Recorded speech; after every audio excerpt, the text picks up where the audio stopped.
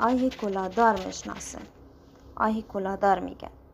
و ای که هست الف مد هست، الف ببخشیدیم، الف مد، الف مد.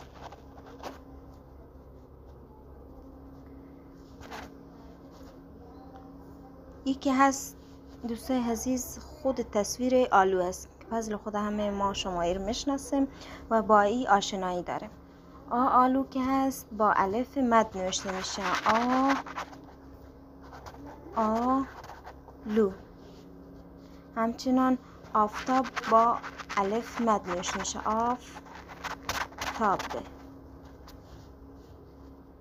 خب دوستای عزیز جمله سازی ها رو در جلسه بعدی میخوانیم. امروز فقط شناس و آشنایی با کلمات و حروف ها هستند و درس و کلمه بعدی کلمه بعدی و حروف بعدی ما که هست الف انار است، الف انار یا انار، انار.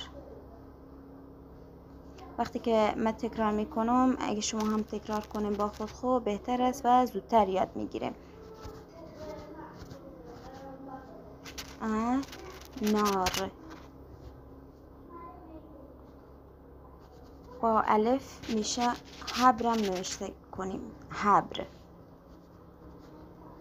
و این که تصویر انار است، اینم پزل خود همه ما شما میفهمیم و آشنایی داریم و شناخت کلماتم که در اینجا بسیار آسان است، چون ما که هست